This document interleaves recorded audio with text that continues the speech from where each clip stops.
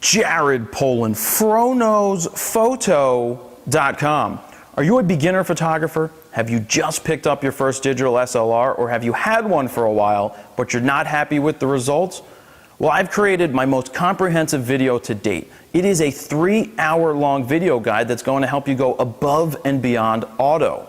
I wish I had a guide like this 18 years ago when I started as a photographer. It would have given me the ability to save months, if not years of time, trying to figure all of this out on my own. So please allow myself and this guide to be your mentor. What are we going to cover in this guide? We're going to hit the fundamentals of photography, the type of information that you're going to take with you throughout your whole career as a photographer.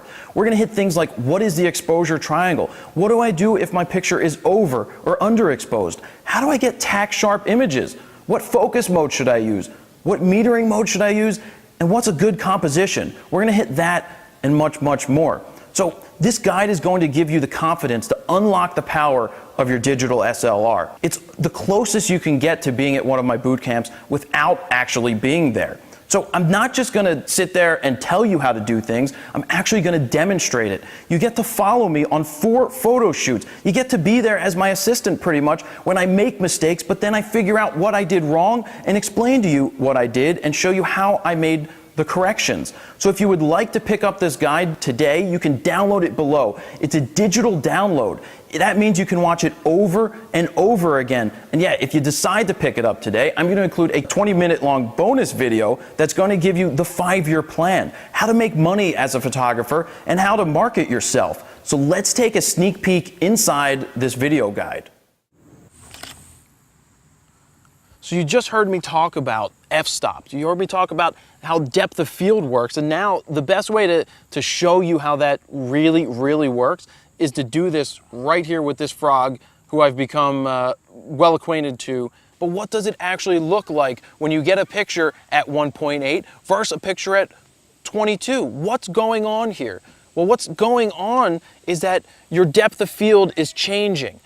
A shallow depth of field is what you see when you're shooting at 1.8. It's very narrow. So your focus point, or your area of focus, is very small. As the numbers go up, all the way here to 22, your focus is changing. So more things are going to be in focus from front to back. So that's important to keep in mind. So what we're doing here is I'm going to photograph the frog, and I'm going to focus in on its eye at 1.8. And then I'm going to work my way all the way up to 22 so that you can see what's happening to the background. Then we're going to talk about it and figure out, the little subtleties that are going on. So right now I have the camera set to aperture priority. But aperture priority means that I am setting my aperture. I'm picking where I want it. And the camera is then going to select the shutter speed for a proper exposure. Let's shoot at 1.8. So I'm at 1.8 right now. I'm focused in on the frog's eye. Boom. That's 1.8.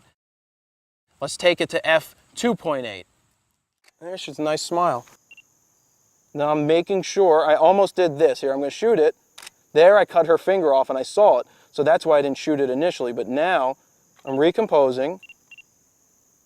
Boom. I'm making sure that I have her finger in there. And I do. So that is really sharp. You can see in the pictures that the background is nice and blown out. When we talk about blown out, it's compressed. So that's the point of using a piece of glass like this. And I'm probably going to switch to the bigger piece of glass, a 300-2.8, in a few minutes so that we can see how we can really compress the background, step away from the tree, and make a parking lot look really awesome. So we're going to come back to that in a couple seconds. Well, why don't you sit back on it? Which way do you want me to? Just face that way, but just rest your tuchus on it. So now we're ready to photograph the swing here. I'm locking in on the tripod just so that I have something that's not moving so that each image kind of stays similar. Right now I'm set to shutter priority, and that means that I am setting the shutter speed and the camera is going to do the rest of the work to make sure that it's exposed properly. So I'm going to start at 1/10 of a second. Remember how slow that was? You could hear the sound of how slow that was when we were testing and letting you hear the different shutter speeds. Now let's see what happens when we move the swing and shoot it at 1/10 of a second. So I'm going to try to capture the swing at the very bottom. Boom. And as we look at the swing, you can see that it's kind of hard to see because it's actually blurring. It's blurring because the shutter is moving really slow and there is some motion to the swing. So we have to think, what do we need to do to freeze that swing that is moving? Let's try something a little faster, like 1/60th of a second. I hope you enjoyed that sneak peek inside this video guide, and you can click down below to purchase it.